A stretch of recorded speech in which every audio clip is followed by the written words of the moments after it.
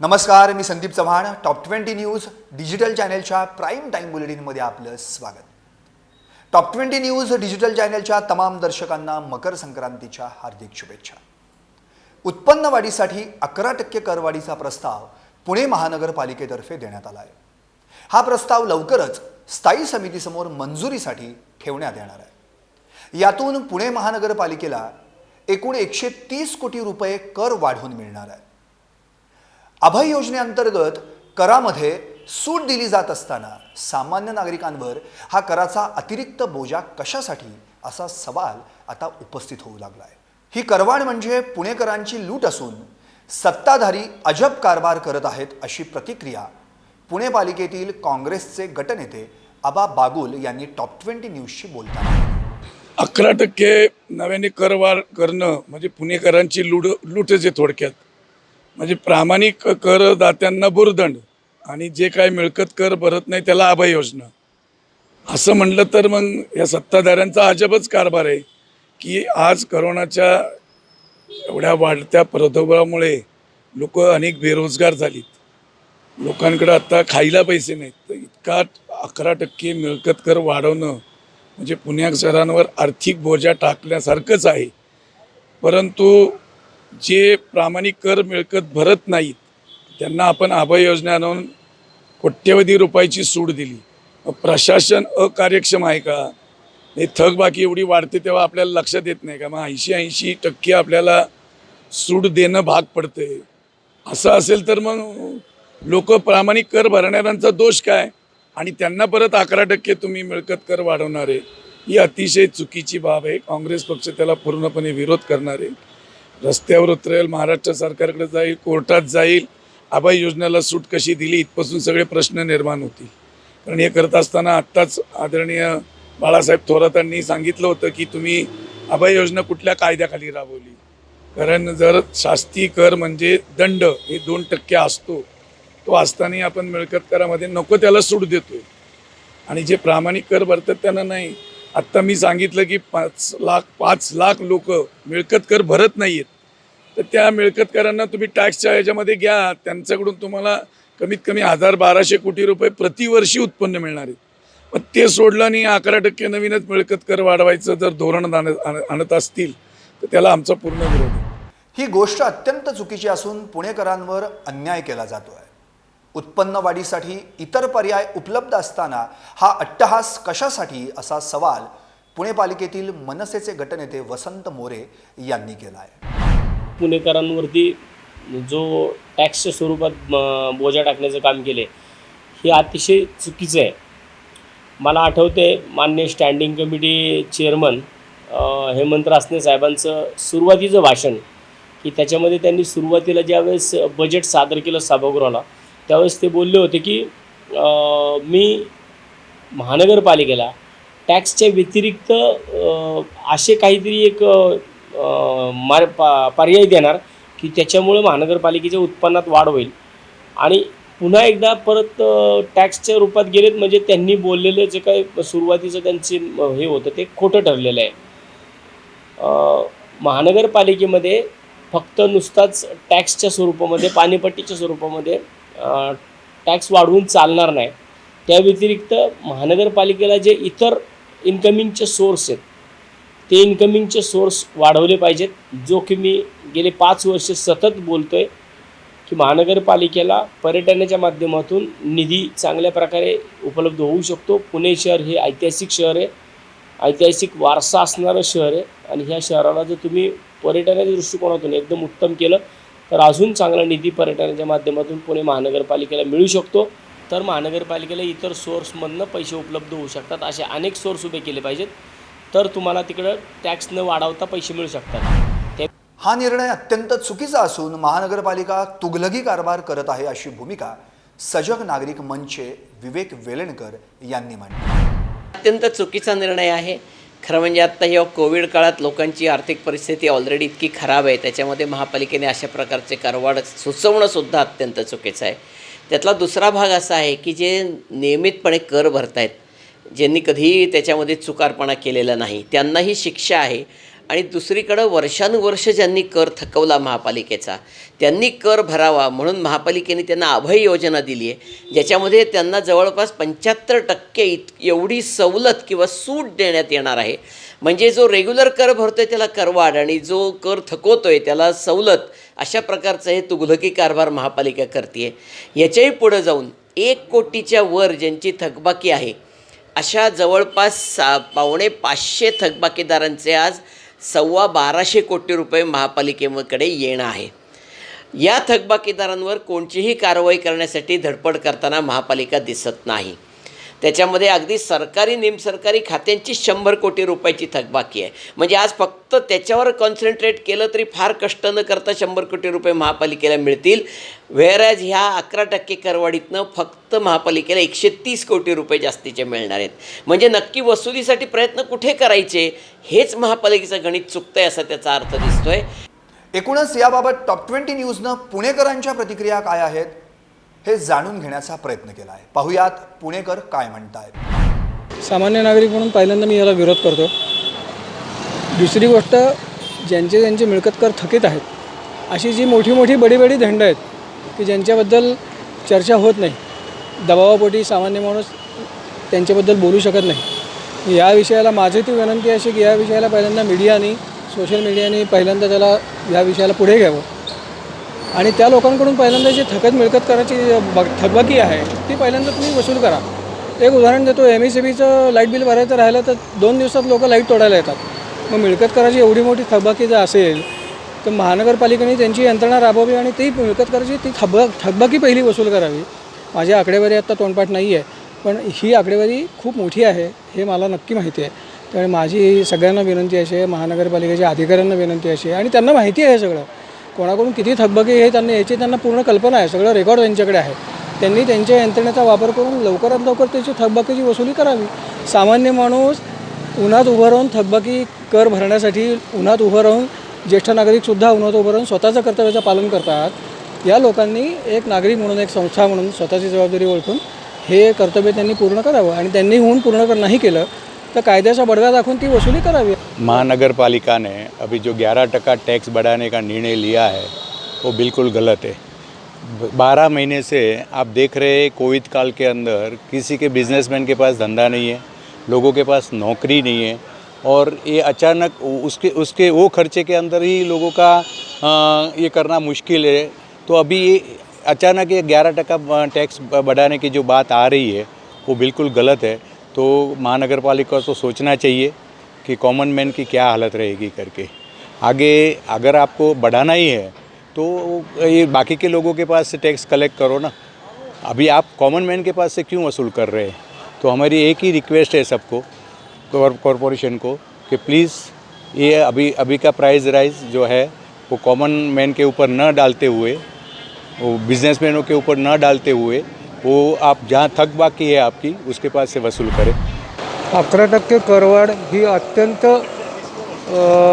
म्हणजे सामान्य माणसावरती बोजा टाकणारी आहे आणि जे आता आम्ही प्रामाणिकपणे कर भरत आलो आहोत आणि महापालिकेची थकबाकी इतक्या प्रमाणात बाकी आहे त्याच्या वसुलीवर लक्ष देण्याऐवजी जे देणारे करदाते आहेत त्यांच्यावर अजून भार टाकणं ही चुकीची गोष्ट आहे. 11% करवाढ ही आमच्यासाठी खूप झाली आहे. BJPच्या काळात 11% करवाढ ही आम्ही भरू शकत नाही. त्यापेक्षा भाड्याचं घर घेऊन राहणे हे आमच्यासाठी खूप परवडण्यासारखं आहे.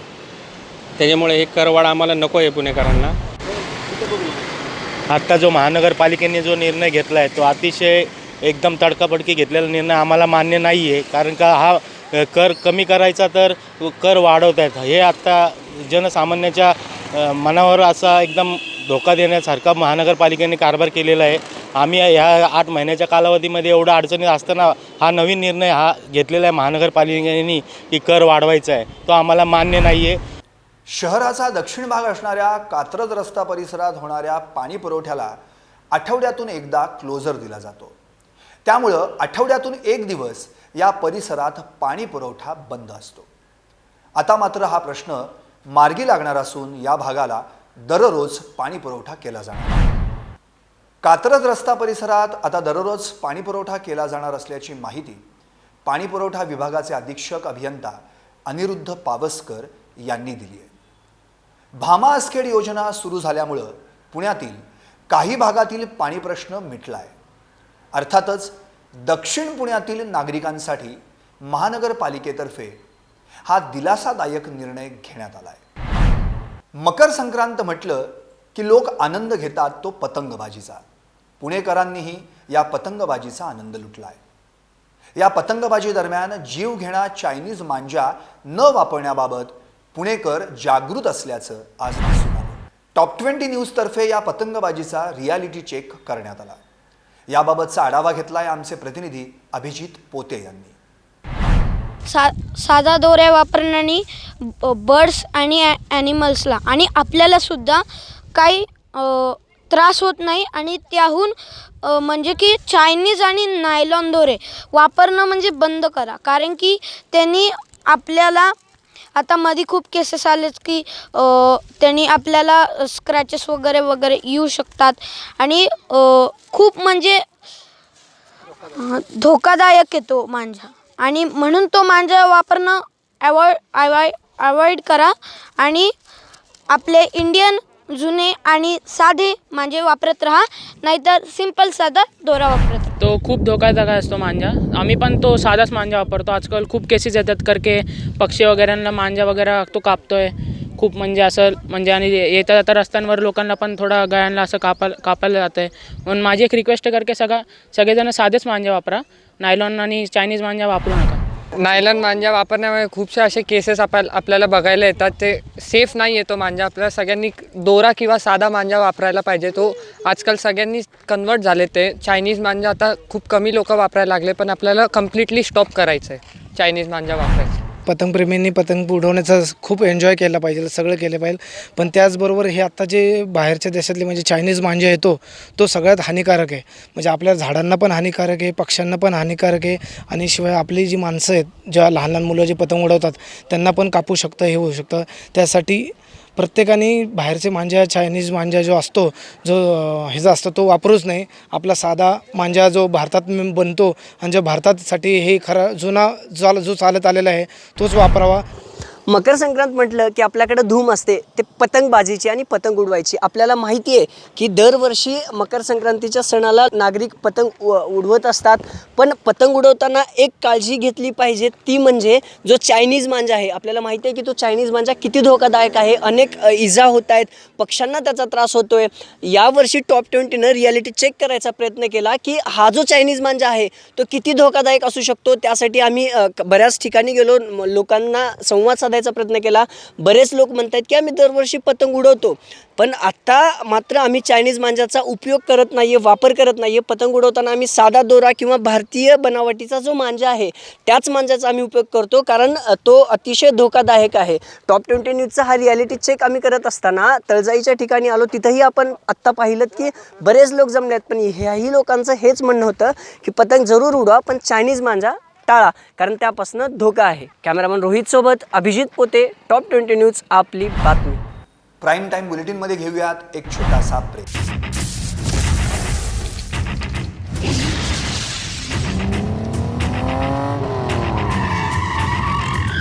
ग्रेट शॉट अन्ना.